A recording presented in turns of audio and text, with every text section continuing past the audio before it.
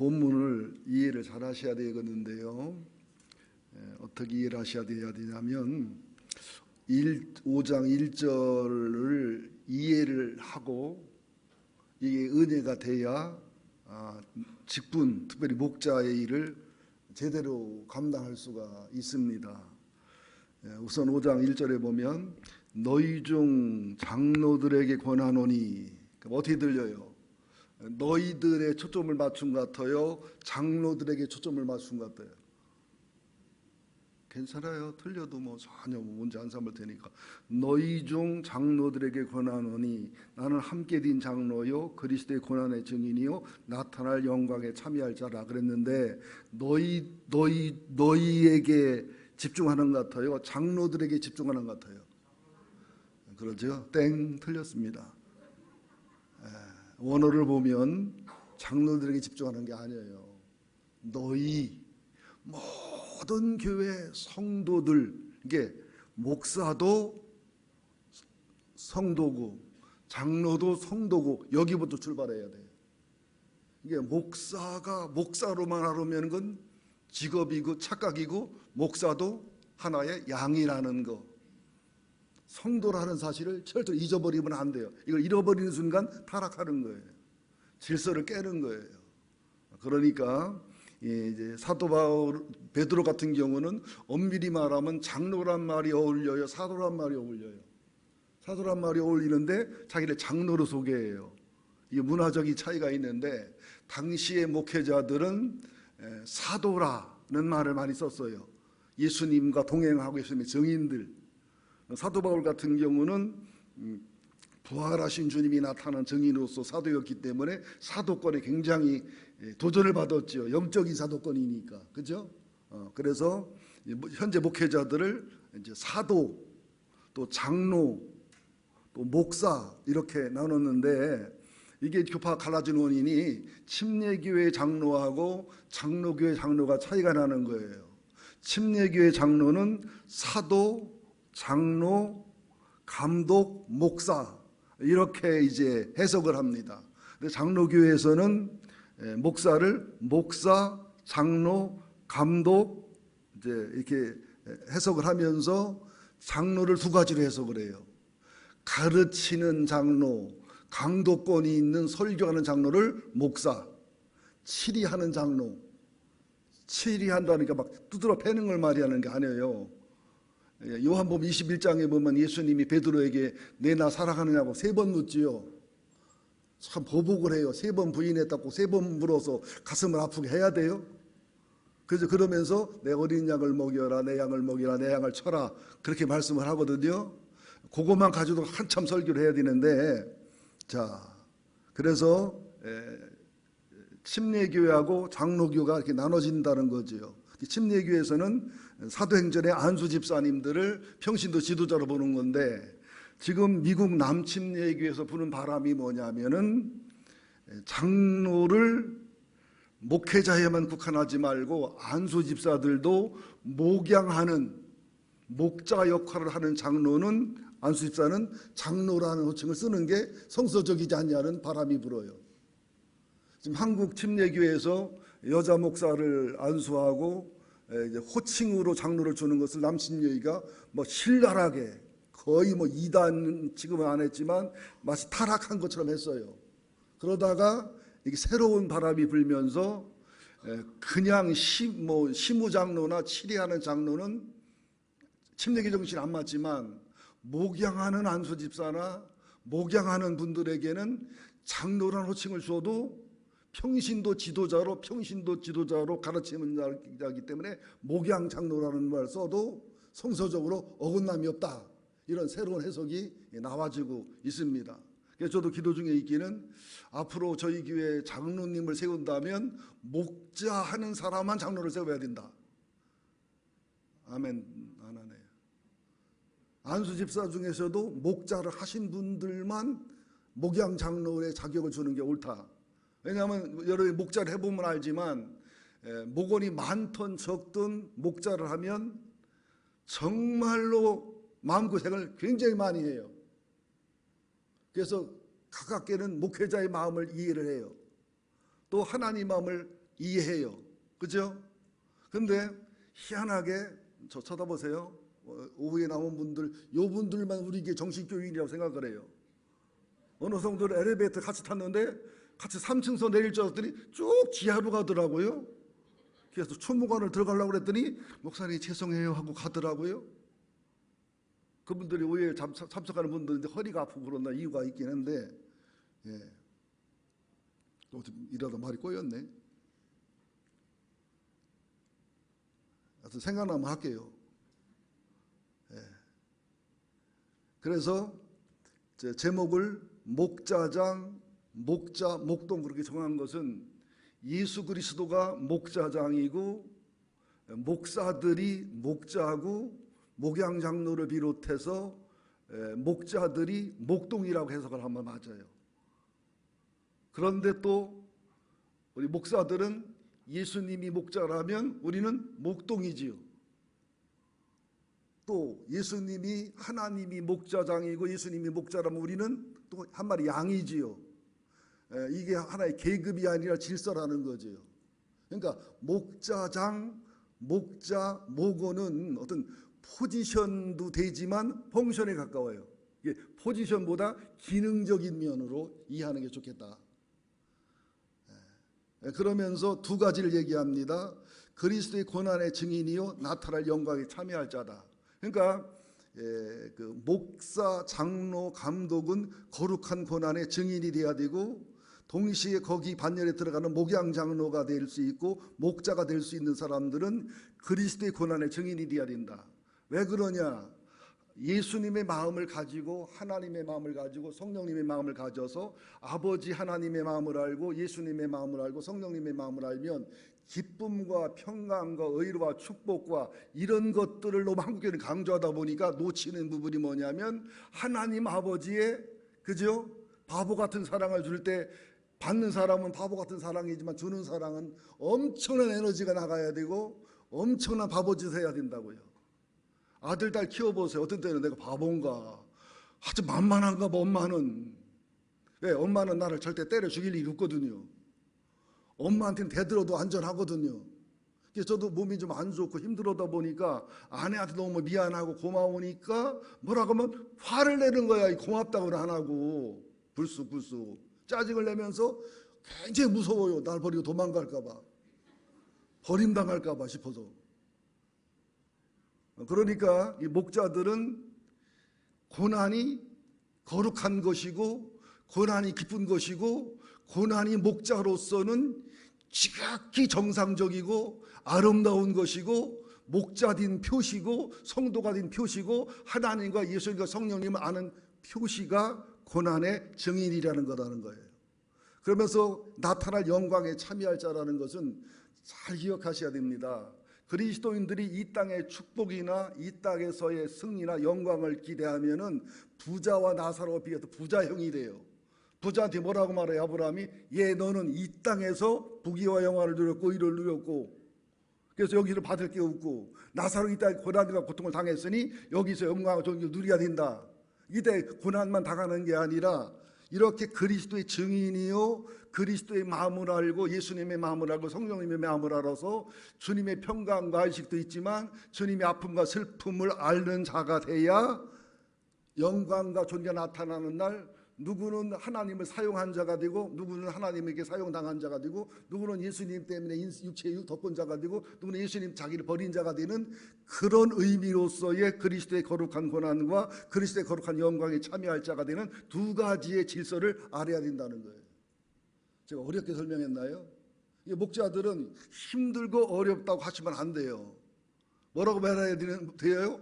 거룩함에 동참한다. 하나님 아버지를 배워간다. 예수님을 배워간다. 성령님을 배워간다. 복음을 알아간다. 이렇게 표현해 옳다는 거예요.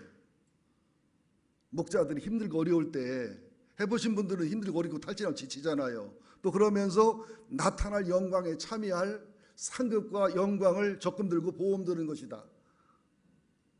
그렇기 때문에 거룩한 고난과 거룩한 기쁨과 영광이 함께하는 묘한 그 조화를 이룬다는 거죠. 그 일제시대 때 선교사들이 좀 테니스를 땀을 뻘뻘이로 치니까 옆에 있던 양반이 그러더래요. 양반이 뭐 더 힘들게 일하느냐고. 옆에 있는 모섬 시키지. 보세요, 여러분들. 돈 벌어 먹으려고 일하는 고난하고 테니스를 치거나 축구를 하면 힘든 거하고, 힘든 건 더 힘들어도 기쁨이 있잖아요. 여러분 그렇습니까? 안 그렇습니까? 그러니까 여러분들 그 예수를 믿는 거라든지 직분자가 되거나 목자가 됐을 때 이 고난은 자연스럽고 즉 정상적인 거라는 거. 자, 결혼해서 아빠가 되고 엄마가 되면 뭐가 따라와요? 책임이 따라와요. 고난이 따라와요. 그러니까 여러분들 손자 손녀를 보면 어때? 오면은 굉장히 기쁘고 즐겁지만 가면 더 기쁘고 즐거워요. 이건 하나님의 법칙이에요. 부자가 되면 좋지만 부자가 되면 반드시 호사다마라고 뭔가 나쁜 게 들어와야 같이. 맞습니까? 안 맞습니까? 인생에 고난과 고통이 오면 손해보고 어렵지만 뭔가 인생을 배우고 신앙을 배우고 유익이 있어요. 공평하신 하나님이에요. 지금 이 5장 1절을 이해하고 깨닫고 감당해서 고난은 고난대로 기쁨은 기쁨대로 즐길 줄 아는 사람이 돼야 됩니다. 여러분, 이 고난이라고 하는 게, 통증이라는 게 어마어마한 복이에요. 통증은 살아있다는 증거고, 통증이 있다는 것은 죽었다는 증거예요. 여기는 제가 핵심이 아니고 2절, 3절, 4절 핵심인데 2절을 함께 보자고요. 시작. 너희 중에 있는 하나님의 양무리를 치되 억지로 하지 말고 하나님의 뜻을 따라 자원함으로 하며 더러운 일을 위하여 하지 말고 기꺼이 하며 맡은 자들이 수상하는 자세를 하지 말고 양무리에 본이 되라. 이게 목자들의 지침서. 이제 쉽게 말하면 목자, 목동의 지침서예요. 이제 성직자들이나 평신도 지도자들, 더 쉽게 말하면 그 가르치는 장로로서의 목사, 목양하는 장로로서의 목자들에게 주는 지침이 2절, 3절 속에 다 들어있는 거예요. 하나님의 양무리를 치되, 이 친다는 말을 때린다는 말을 이해하면 안 돼요. 어느 교회 목사님은 때리더라고. 왜? 저기 베드로전서 5장 2절에 치라고 했다고. 그런 뜻의 치라는 뜻이 아니거든요. 이걸 아까 쉽게 설명할게요. 치란 말을. 치라. 여러분, 그 양들이 언제 편안하냐면, 첫째로 좋은 꿀을 배부르게 먹을 때 양들이 행복해요. 좋은 꿀을 배부르게 먹을 때. 두 번째, 병충해를 예방해 줄 때, 이단이나 이설로부터 막아주고 잘못된 신학으로부터 막아줄 때. 세 번째, 맹수로부터 보호해 줄 때. 왜냐하면 양들은 공격 무기가 없거든요. 방어 무기도 제대로 없거든요. 그 다음에 양들은 근시라 머리를 못 보기 때문에 인도하고 멘토가 되어줄 때 이게 치는 거예요. 그러니까 저도 목자로서, 가르치는 장로로서 목양하는 장로들, 목자들하고 일반 성도들을 좋은 꿀로 배부르게 먹게 해야 되고, 병충해를 예방해 줘야 되고, 보호해 줘야 되고, 인도해 줘야 되고, 막대기의 아빠 사랑, 지팡이의 엄마 사랑의 조화로 일을 해줘야 돼요. 그러면 또 목양 장로인 목자들도 똑같이 내 목원들에게 그렇게 해줘야 된다는 거죠. 그럴 때 목자에게 하나님의 의로와 보호가 있는 것처럼 목동들에게 하나님의 의로와 은총이 함께 있다. 자, 여러분 한번 쳐다보세요. 묵상하는 분들이 몇 분인데 대덕사로 갈 것 같은 표정이. 여러분, 목자가, 나 병원에 가 있는데, 신방에 있는데 목자만 왔다 가고 담임 목사님 안 왔다 가면 왠지 좀 조금 섭섭하려고 해요, 안 해요? 아니, 괜찮아요. 섭섭하려고 하지요. 근데 목자 왔다 가고 부목사 왔다 가고 담임 목사 왔다 가면 섭섭까지는 아닌데 아쉽지요. 솔직히 얘기해 보세요. 네, 아멘 했어요. 또 목자 왔다 가고 부목사 왔다 갔는데 담임 목사까지 왔다 갔다. 그러면 그때 가서 만족하지요. 이것도 생각을 잘못하는 거라는 거예요. 왜냐하면 잘 들으셔야 됩니다. 목자가 다녀갔으면 담임 목사가 다녀간 걸로 인정이 되는 교회가 이 건강한 교회입니다. 또 부목사가 신방했어도 담임 목사가 신방한 거와 같이 인정되는 게 이게 정상적인 목양의 질서라는 거죠. 근데 한국은 유교 사상이 강하다 보니까 이게 안 돼요. 여러분 솔직히 그래 안 그래요? 목자만 왔다 가고 담임 목사 전화 한 통 없고 안 왔다 가면 섭섭해요 안 섭섭해요? 이게 왜 그러냐면 목사는 큰 무당, 부목사는 작은 무당, 목자들은 신도 안 오른 그죠? 그런 무당 이런 느낌이 이런 어떤 계급 사상이 있다는 거죠. 그래서 엄밀히 말하면 제가 담임 목사로서 목자로서 목동들을 충분히 사랑하거나 목양 장로의 목자들을 섬겨주지 못하고 모범이 되지 못한 것에 부족함을 느끼면서도 목회는 엄밀히 말하면 목동들이 해주는 거다. 그리고 목자는 목동들을 관리하는 거다. 그게 맞습니까? 안 맞습니까? 축구 시합, 야구 시합 할 때 10번 선수가 잘못된다고 감독이 에이 새끼 너 나와 하고 감독이 들어가면 어떻게 돼요? 에? 문제가 있지요. 아니, 지금 표정이 무슨 표정인가 설명을 듣고 싶은데. 그러니까 목자인 목양 장로인 목자들의 목회가 정상화 활성화돼야 된다. 그래서 이제 피드백 얘기도 나오는데 제가 피드백을 못해서 말하는 게 아니라 목자들이 목원들을 관리해서 이제 목동들이 목자에게 보고를 해주면 목자가 또 목동 수준에서 안 되는 것을 목자가 관리를 해줘야 되지만 현실적으로 보니 내가 해보니까 여러분의 피드백이 오는 것은 대부분 제가 아는 거고 더 잘 아는 부분이기 때문에 제가 몇 번 시험해보니까 그 필요가 있을 때 어떤 사람에 대해 모를 때 목자가 좀 힘들고 어려워도 부목사님에게 전화할 게 있고 담임 목사에게 전화할 게 전화 통화를 하면 가장 효과적이에요. 제가 몇 번 실험해봤어요. 그러다면 목동이 그 목장을 상황을 설명도 하고 이해도 하고 물어보지만 또 이제 목자인 담임 목사가 하는 정보를 줄 수도 있고 또 목원 얘기를 목동 얘기를 들어서 신방하고 전화 신방하고가 잘 되는데 이것을 종이로 왔다 갔다 하고 그냥 그 뭐지요 그 SNS로 왔다 갔다 하니까 혼선이 오고 효율이 떨어져요. 그래서 내가 자유를 줄 테니까 사랑하는 목자들께서는 필요하면 언제든지 전화를 하셔도 돼요. 전화하기 싫다는 얘기지 나보고 하라는 얘기지. 그래서 목장 상황을 얘기하시고 대화하시면 좋아요. 그럼 또 내가 아는 정보를 최대한 주고 설명하고 또 필요하면 내가 전화 신방하고 필요하면 상담하고 필요하면 이제 그 또 뭐 어떤 조치를 취하고 그래서 지금 한 몇 군데 목장은 이게 돼요. 전화로 꼭 저한테 상담을 해요. 우리 목장이 이렇다. 누가 이렇다 전화를 해요. 그럼 저도 그 말을 또 상담하거나 전화 상담하거나 신방하거나 뭐 카톡을 보내거나 그리고 나서 또 전화로 대화하니까 수월하더라고요. 페이퍼로 가고 SNS로 가는 것보다. 그래도 저 같은 경우는 저 개인적인지 몰라도 디모델을 펼치면 헷갈려가지고 죽고서 힘들어서 한번 뭐 처치하기가. 그리고 내가 아는 정보를 좀 올려보니까 한 목장마다 올리게 너무너무 많기 때문에 비효율적이다는 느낌도 있거든요. 그래도 네가 다 하라는 소리 표정 같아가지고 좀 자. 그래서 너희 중에 있는 양무리를 치되 그 다음에 억지로 하지 말고 하나님의 뜻을 따라 자원함으로 하며.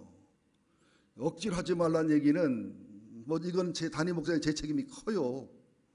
제가 해결해야 될 일이 많은데 여러분에게 그냥 엄청난 은혜를 뭐 끼쳐드리고 제가 담임 목사로서 여러분에게 막 사랑을 주고 사랑의 관계와 교제를 맺고 그냥 목사로서의 사랑과 섬김에 모범이 되고 막 이랬으면 여기에 그러지 않을 텐데 이제 목자가 되면 이거 우선 그냥 주일날 점심 걱정이 되면서부터 그 목장을 이렇게 개편해 보면 제일 걱정하는 게 밥할 사람이 누군가, 이 밥을 할 수가 있나 없나, 이 걱정부터 하는 경향이 있고, 한 2, 3년 하면은 해벨레 해가지고 안 한다고. 그래서 목자를 자격 있는 사람을 추려서 시켜야 되는데, 한다고 하면 일단 감지덕지라 시키다 보니까 이게 어려움이 오는 거예요. 그래서 하나님의 일은 억지로 하는 게 아니고 반드시 그것이 내 은사에 맞고 하나님의 뜻에 맞으면 기쁘게 돼 있어요. 열매 보게 돼 있어요. 복이 따르게 돼 있어요. 행복하게 돼 있어요. 보람 있게 돼 있어요. 내가 성장하고 성숙하게 돼 있어요. 이것은 반은 여러분 책임이고 반은 제 책임이라는 것을 회개하는 마음으로 고백을 해요. 억지로 하지 말라는 거예요. 그러나 가끔은 억지로 해야 될 때도 있어요. 내 은사에 안 맞지만, 내 열정에 안 맞지만, 그레네 시몬이 억지로 주님의 십자가 가지고서 엄청난 가문 가정 복을 받았던 것처럼 내가 싫지만 안 맞지만 하나님이 원한다면, 교회가 원한다면, 목사님이 원한다면 할 수 있는 그런 마음도 여러분이 가지시는 게 아름답다는 것이죠. 특별히 이제 더러운 일을 위하여 하지 말라고 한 것은 저부터도 해결을 해야 되는데요. 참 이게 나나 여러분이 쉬운 게 아니에요. 이게 안수 집사님들이나 장로님들 한 3년, 5년 되면 담임 목사 설교 은혜 못 받습니다. 벌써 안수 집사 한 3년 차 되면 얼굴이 딱딱해져요. 권사들은 덜해요. 왜냐하면 운영위원회에 안 들어오기 때문에. 한 5년 차 되면 그 다음에는 설교를 못 들어요. 탕탕 튕겨나요. 왜 그러냐? 일중심으로 만나게 되면 의견 차이가 나거든요. 생각 차이가 나고. 또 옆에 목사 옆에 가까이 가보니까 성질도 개떡 같고 어떤 때는 모순도 있고 말이지. 아따 마음에 안 들고 이러다 보면 서서히 마음이 다쳐요. 마음이 굳어져요. 그러다 보면 너나 잘하세요. 이런 마음이 생겨요. 나도 모르게. 그래서 장로교회도 보면, 감리교회도 보면 장로 3년에서 얼굴 안 굳은 사람 별로 없어요. 5년 안 굳은 사람 별로 없어요. 그래서 이름 되면 알만한 유명한 훌륭한 목사님은 자기 칭찬이 아는 사람들 중에 가능하면 장로하지 말라고 그런대요. 가능하면 장로하지 말아라. 어느 교회는 장로들을 로테이션 한대요. 당회에 들어가는 것을 3년마다 로테이션 하니까 3년 되려면 굳었다가 로테이션해서 장로하면 얼굴이 펴진대요. 그리고 박조준 목사님 같이 훌륭한 목사님도 당회만 들어가면 청심만 먹고 신경 안정제 먹고 들어가신대요. 나중에 당회를 막 12시, 1시까지 하고 집에 오고 하면 막 나중에 은퇴할 때쯤에는 이 의장이 너덜너덜해졌대요. 왜 그러냐면 잘 들으셔야 됩니다. 목회자들도 정치하거나 행정이나 일 중심이 되면 영혼이 황폐하고 강팍해져요. 근데 목양을 중심으로 하면 영혼이 부드러워지고 영혼이 편안함이 있어요. 장로님이나 안수집사님들도 목양을 주력하잖아요. 잘 들으셔야 돼요. 목자장이신 예수님을 닮아가고 목자장이신 예수님을 따라가는 목양을 하게 되면 얼굴이 그때부터 부드러워지고 편안해지고 은혜로워지고 아름다워집니다. 제 말이 맞습니까? 안 맞습니까? 그래서 어떤 때는 내가 조금 살아가면 안수 입사를 시키고 많이 살아가면 안수를 안 시켜요. 저는 조금 살아가면 안수 입사를 시키고 정말 많이 살아가면 안수를 안 시켜요. 그래서 서로 속을 새기면 신학교를 가라고 하고 속을 안 새기면 신학교 가지 말라고 그래요. 아니 지금 농담 반 진담 반 얘기하는 거예요. 우리가 너무 일 중심이 되고 행정 중심이 되면 영혼이 버려요. 이게 나쁘다는 건 아니에요. 하나님의 일이 행정과 그런 게 어느 필요하지만 정말 중요한 것은 뭐예요? 목양하는 거고 하나님의 흐름을 따라가는 거고, 그리고 여러분들 교회 일을 염려하고 걱정하는 거 아름다운데 하나님을 믿으세요. 교회는 하나님 거예요. 교회는 예수님 거예요. 교회는 성령님 거예요. 우리 교회 계산상으로 벌써 부도나고 벌써 망했습니다. 더도 저같이 멍청한 목사 퍼주기만 좋아하고 대책 없는 이런 목사가 있으면 벌써 망하죠.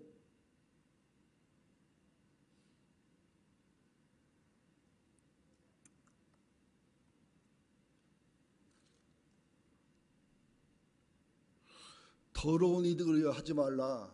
무슨 뜻인지 알아요? 참 말하기 힘들 텐데 왜 담임 목사들이 원로 목사가 될 때쯤 되면 추적분해지느냐? 본전 생각이 나는 거예요. 내가 어떻게 고생했는데, 내 청춘을 바쳤는데 교인들한테 섭섭하고 서운한 거예요. 교인들은 목회했으면 하나님 앞에 상급 받으면 되고 하나님 앞에 위로 받으면 되지 뭘 힘들고 어려운 길 더 받으려고 그러고 난리를 치느냐고. 그렇죠? 이런 계산이 오가다 보니까 아주 그렇게 사이가 좋고 그렇게 은혜롭던 교회도 목사가 떠날 때는 교인도 싸나워지고 목사도 싸나워지고 후임자가 아주 피똥을 싸는 이런 어려움이 생겨지는 거예요. 한번 보세요, 여러분들. 자, 말썽꾼이 일꾼이 말썽꾼이 돼요? 일 안 하는 사람이 말썽꾼이 돼요? 아니, 얘기해봐요. 일꾼이 말썽꾼이 돼요? 일을 안 하는 사람이 말썽꾼이 돼요? 일꾼이 말썽꾼이 돼요, 나중에. 왜 그러냐? 일에 지치고 일에 상처받고 일에 은혜 없이 더 보면 말썽꾼이 되게 돼 있어요. 근데 일꾼도 아니면 말썽꾼은 광화문에서 화형식 해야죠. 일꾼도 아니면 말썽꾼은 신천지일 수도 있어요. 근데 신천지도 일꾼이 되면서 말썽꾼 하죠. 그러니까 사랑하는 목자 여러분들, 목자라는 자리를 함께 장로된 자리고 함께 하나님 앞에 목자된 자리고 함께 예수님의 고난의 증인이요 함께 예수님과 함께 나타날 영광에 참여할 자의 거룩한 기쁨과 거룩한 영광과 거룩한 고난과 거룩함이 있는 자리라는 그 자존감을 가지라는 거예요. 미국의 FBI나 CIA 직원들은 봉급이 적어요. 24시간 관리를 받아야 됩니다. 굉장히 고통스럽습니다. 그런데 이직률이 거의 없어요. 왜? 자존감. 나는 FBI야. 나는 CIA야. 이런 아이덴티티, 이런 자존감이 있어야 돼요. 이 자존감이 연약해지면 자존심이 세져요. 여러분, 사람을 한번 상대해 보세요. 자존감이 건강한 사람은 대하기가 편해요. 자존심이 센 사람은 대하려면 되게 힘듭니다. 상처도 잘 받고 똥고집도 많이 부리고. 전현수 목사님 그렇다는 얘기는 아니요, 아니다는 얘기도 아니요. 다 좋은데 유일한 놈이 똥고집이요. 삐졌어? 나도 똥고집 있어. 보세요, 여러분들. 우리 속에 자존감이 있나 자존심이 강한가? 저도 가만히 나를 돌이켜보니까 요새는 내 자존심이 세지는 느낌이 들어요. 내 몸이 약하고 나이가 먹고 마무리가 되고. 여러분 어떻게 해석하는지 몰라도 나도 레임덕 현상이 나타나나 보다. 내가 교인들에게 짐이 되지 않나? 교회에게 짐이 되지 않나? 내가 물러가 주는 게 하나님과 교회 앞에 옳지 않나? 이런 마음이 들어가니까 자존감은 약해지고 자존심이 세지는 거야. 그러니까 조금만 이라도 예민해지고 조금만 이라도 벌써 화를 내게 되고 그게 아내한테 가지는 현상이 나타나지는 거죠. 그래서 목자들은 꼭 베드로전서 5장 1절을 기억하시기를 예수 이름으로 축원드립니다. 5장 1절 읽어보자. 이거 다시 시작. 너희 중 장로들에게 권하노니 나는 함께 장로된 자요 그리스도의 고난의 증인이요 나타날 영광에 참여할 자니라. 자, 2절 목자들의 삶의 태도고 목자로서의 자세입니다. 시작. 너희 중에 있는 하나님의 양무리를 치되 억지로 하지 말고 하나님의 뜻을 따라 자원함으로 하며 더러운 이득을 하지 말고 기꺼이 하며 맡은 자들에게 주장하는 자세를 하지 말고 양무리에 본이더라. 더러운 이득을 하지 말라는 것은 우리들 마음속에 보상심리가 하나님 앞에는 더러운 이득이에요. 내가 어떻게 봉사했는데 나를 이렇게 대접 안 해줘? 목사를 하면서 뭔가 자아실현 하려는 마음, 장로를 하면서 뭔가 권세를 부리려고 하는 계급적인 마음. 우리들에게 이게 없다고 여러분 얘기하기가 쉽지 않지요. 내 마음속에 정말로 하나님을 사랑하는 순수함이 있어야 되는데 더러운 이득. 또 돈만을 얘기하는 게 아니에요. 더 쉽게 얘기하자고요. 다윗이 젊어서는 우리아란의 밧세바를 범할 정도로 실수를 했어요. 나이가 먹어서는 아비삭이라고 하는 그렇게 이쁘고 아름다운 처녀가 있지만 자기가 품고 자도 동침은 안 할 만큼 깨끗한 사랑이었어요. 우리아의 아내 밧세바의 사랑 무슨 사랑이요? 더러운 사랑이었어요. 그러나 아비삭과 함께하는 사랑은 어떤 사랑이었어요? 이득이 없는 더러움이 없는 깨끗한 사랑이었어요. 왜 요셉이 보디발의 아내의 동침을 거절했을까요? 더러운 사랑이니까. 그죠? 아니, 믿습니까? 아멘 할 수가 없나 보네요. 그러면서 맡은 자들에게 주장하는 자세를 하지 말고 양무리에 본이 되라. 저는 이 부분도 굉장히 제가 회개를 많이 하고 저를 돌아보는 부분이에요. 내가 담임 목사로서 갑질을 많이 안 했나? 우리 본목사님들한테나 안수 집사들한테나 또 갑질을 안 하려고 노력을 하다 보니까 또 부목사님들 눈치를 보고 교회 눈치를 보고 이게 어떻게 조화를 이루어야 될지 저도 힘들고 어려울 때가 있긴 하거든요.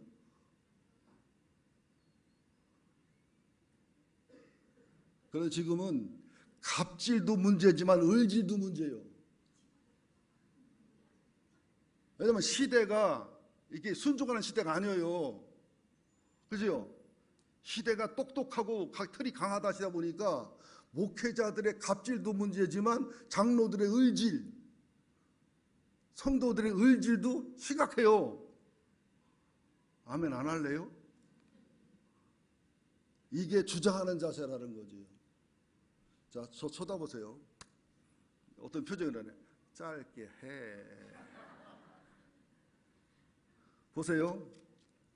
자기의 이득을 계산하는 사울 왕은 골리앗 앞에 달달 떨어요. 그래요, 안 그래요? 그죠? 그러나 자기 이득을 전혀 계산하지 않고 하나님의 이름을 사랑하는 다윗은 골리앗 앞에 굉장히 담대해요. 맞습니까? 안 맞습니까? 우리의 이득을 계산할 때, 나도 회개를 굉장히 많이 합니다. 내 이득을 계산할 때, 내 유익을 계산할 때, 그죠? 나를 먼저 생각할 때는 골리앗이 두려워요. 사단이 두렵고 상황이 두렵고 그래요. 근데 내 속에 전혀 이득이 계산이 없고 정말 하나님의 이름만을 사랑하고 하나님의 영광만을 사랑할 때는 사람의 칭찬과 비난에서 자유하게 돼요. 그리고 어떤 어려운 문제, 힘든 문제가 와도 내 속에 이득이 계산하지 않으니까, 내 유익을 계산하지 않으니까, 내 자존심을 계산하지 않으니까 담대하고 당당하게 싸울 힘이 나와요. 근데 거기서 벌써 내 자존심, 내 이익 계산을 해버리니까 두렵고 떨림이 오는 거예요. 정말 우리가 하나님의 이름을 사랑하고 교회를 사랑하고 순수하게 복음을 사랑해서 두렵고 떨리는 것은 정상적인 게 아니죠. 여러분, 사람이 죽어도요, 양심이 꺼리낌이 없이 죽을 때하고 양심이 꺼리낌이 있을 때는 달라요. 조금만 더 쳐다봐서요. 빨리 마치고 싶으려면 잘 쳐다보고 설교를 해 듣고 싶으면 머리를 숙이면 돼요. 여러분, 욕을 먹을 때 내가 잘못한 일을 가지고 욕을 먹을 때가 더 편하네요? 잘못한 일이 없는데 중상하고 모략하게 욕을 먹을 때 더 힘들어요. 아니, 머리 빡 돌리지 말고 1번 내가 분명히 잘못했어요. 욕 먹어야 싸요. 욕 먹었어요. 욕 먹을 때가 1번, 2번 전혀 그렇지 않았는데 생각도 해본 적이 없는데 욕을 먹을 때 2번, 1번 힘들어, 2번 힘들어요. 2번이 뭐였어요? 아무 잘못한 것도 없는데 욕을 먹을 때 힘들지요. 이게 잘못 생각하는 거예요. 여기부터 이게 바꿔야 돼요. 내가 잘못한 것이 있어 욕을 먹을 때는 비참한 거예요. 그죠? 굉장히 이건 아픈 거예요. 그런데 잘못한 것이 없는데 양심이 거리낌 없이 욕을 먹을 때는 굉장히 기쁘고 즐거운 거예요.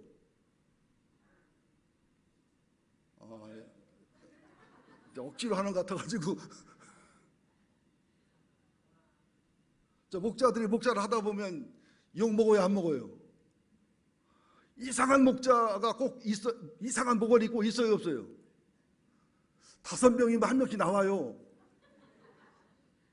10명이면 한두 명 꼭 있어요. 그렇게 또 얘기하면 나는 이상해요, 안 이상해요? 나 자신은 나는 이상한 게 있어요, 없어요? 다 이상해요, 우리 교인들. 담임 목사보다 이상하기 때문에 다 이상하다고요.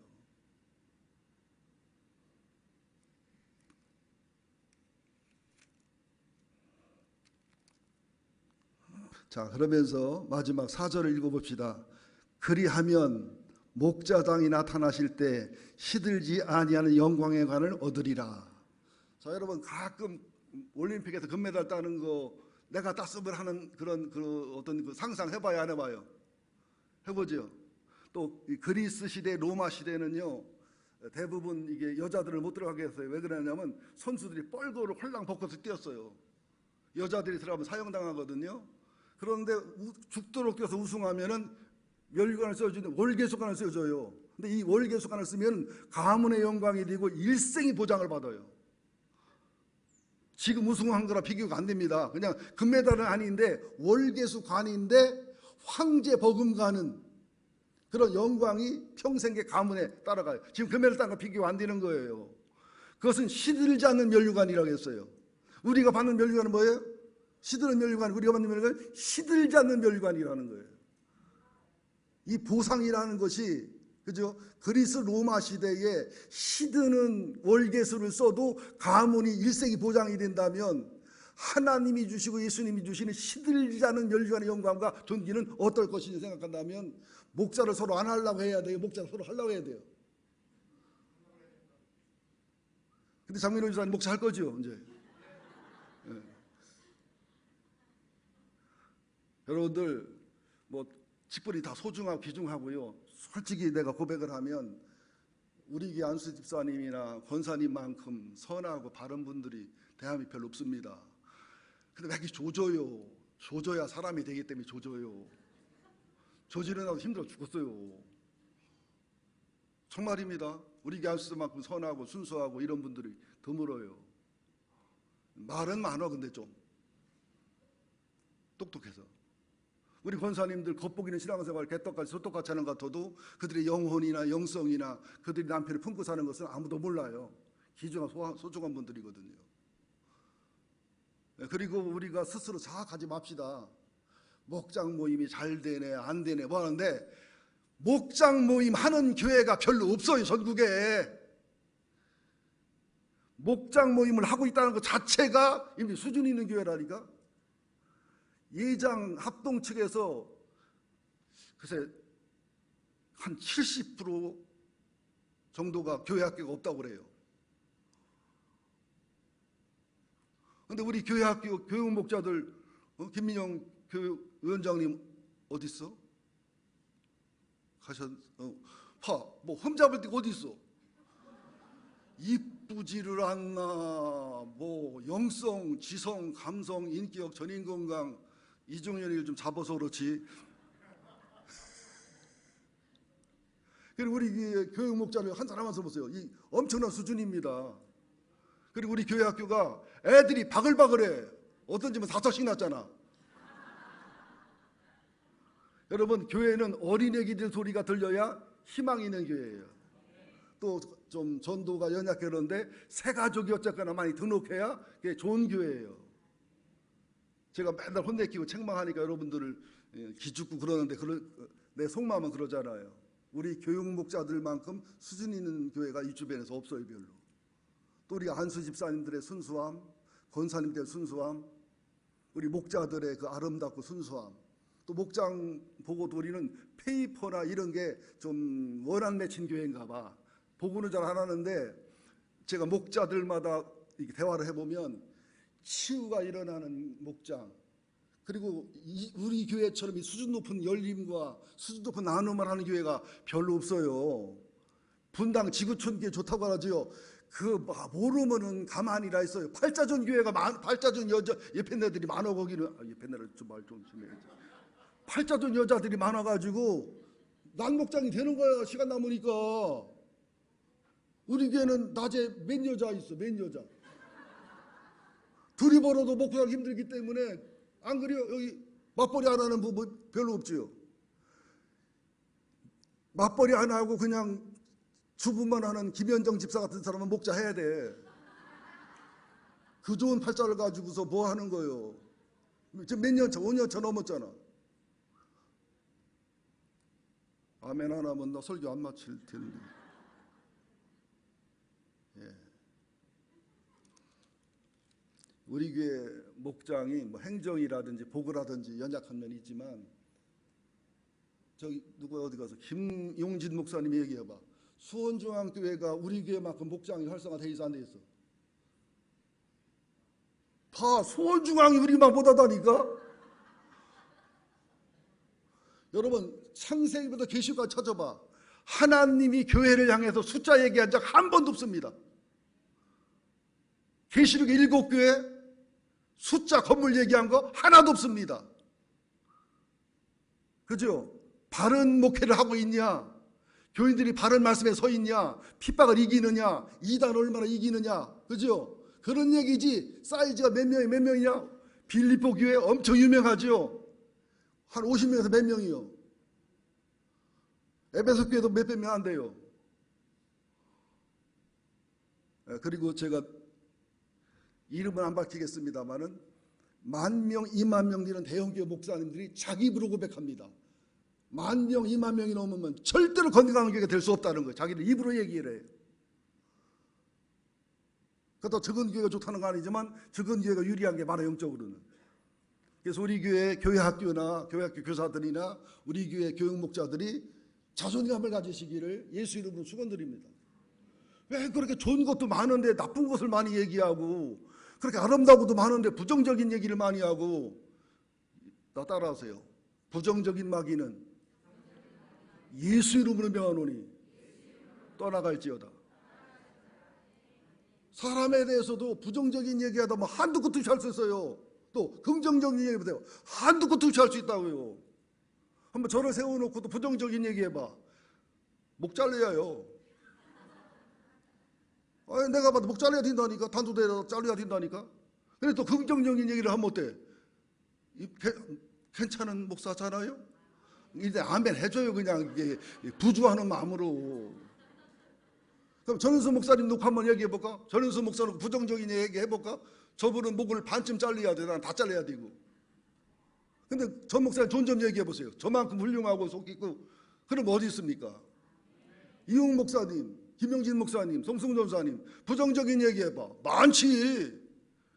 목사는 목사끼리 알아요. 교회들을 몰라요. 부목사는 담임 목사가 다 잘한다니까. 근데 긍정적인 면이 얼마나 많습니까? 여러분들 마지막 목자장이 나타나실 때 시들지 아니하는 영광의 관이 그게 시시한 게 아니에요. 여러분 김연아 거의 영웅이지요. 여러분 김연아 만나면 좋아요 안 좋아요? 박근혜 만날 때 영광이요? 김연아 만날 때 영광이요? 박근혜 만나면 무슨 마음이야? 아이 재수 온 붙었네 씨. 그런 마음 들 거 아니겠어요 여러분 솔직히. 근데 김연아 만나면 어때요? 나는 며느리 삼고 싶어. 정말 자기 관리를 잘하잖아요. 영웅이잖아요. 우리들이 하늘나라 갔을 때 가르치는 장로인 목사든 목양 장로인 목자든 시들지 아니하는 김연아 못지않은 또 영웅 또 있습니까? 김연아보다 더한 영웅이 있습니까? 우리나라에? 나는 김연아 씨를 영웅으로 봅니다. 어떤 영웅들보다 더 존귀하고 아름답다는 이 소망을 가져야 돼요. 그래서 결론은 믿음, 소망, 사랑입니다. 얼마나 주님을 믿고 하나님을 믿고 신뢰하느냐. 그래서 얼마나 인내와 연단과 고난 속에서 소망하느냐. 그래서 얼마나 하나님 아버지 사랑을 배우고 예수 사랑을 배우고 성령의 사랑을 배워서 그것을 바보 같은 사랑을 실천하며 살아가느냐. 그것이 마지막의 영광임을 기억하시기를 예수 이름으로 축원드립니다. 마지막으로 이제 목자들을 의로하려고 이제 이따 워크숍 시간도 하겠지만 말 많은 목원이 있지요. 너무 말 없는 목원도 있지요. 뭘 물어보면 단답형을 하는 목원도 있지요. 꽉 분위기 깨는 목원도 있지요. 있어요 없어요? 이거 어떻게 처리해야 될지 참 힘들지요. 그러니까 이따 워크숍을 참석하세요. 또 상담, 치유, 대화, 돌봄, 교제를 어떻게 해야 되느냐. 출석률이 저조한 장기 결석하는 목원들 또 꼭 뭐 하면 3,000%로 빠지는 사람 있지요. 근데 3,000% 가서는 3,000% 빠진다고 하면 되게 승질내더라고요. 3,000%가 어때서 그러냐고 막 대들더라고요. 또 가르치고 판단하고 정죄하는 목은, 또 교회 불만, 목회자 불만, 성도끼리 분쟁하고 교회를 뭐 떠나는 듯이 하는 분위기 깨는 사람이 있죠. 하여튼 저 인간만 우리 목장으로 안 오면 하는데 꼭 오지요.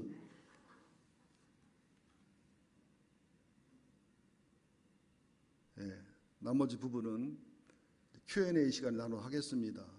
제가 말을 잘못했거나 혹시 여러분에게 상처를 드렸거나 답답함을 줬으면 용서해 주시기 바라고요. 결론은 뭐냐? 목사만 목양하는 게 아니라 교인들이 목양하는 교회가 건강한 교회다. 그리고 이 성직자든 교회의 어떤 직분이든 이것은 포지션적인 기능보다는 펑션의 기능이 가깝다. 그리고 목양 쪽에 해야 영혼과 정신과 마음이 황폐되지 않지 일 중심으로 가면 황폐되게 돼 있다. 그래서 내년에는 목자가 차고 넘치기를 예수 이름으로 축원드립니다. 기도하겠습니다. 우리 훌륭한 목자들, 참 헌신하는 목자들, 또 우리 안수 집사님, 권사님들, 교육 목자들 한 사람 한 사람을 축복해 주시고 의로하여 주시옵소서. 하나님, 목동의 원리를 알게 하시고 베드로전서 5장 1절 너희 중 장로들에게 권하노니 나는 함께 장로된 자요 그리스도의 고난의 증인이요 나타날 영광에 참여할 자라는 이 비밀을 아는 저희가 될 수 있도록 이끌어 인도하여 주옵소서. 가르치는 장로 목사와 목양하는 장로 목자의 질서와 조화가 있는 아름답고 복된 교회가 되게 하여 주옵소서. 세상에서 유명하고 알려지는 교회가 아니라 하늘나라에 유명하고 알려지는 교회가 되게 하여 주옵소서. 남은 시간 하나님 우리 목사들과의 워크숍 Q&A 시간을 축복해 주시고 모든 기도회까지 저녁 식사까지 축복하여 주옵소서. 예수님의 이름으로 기도합니다. 아멘.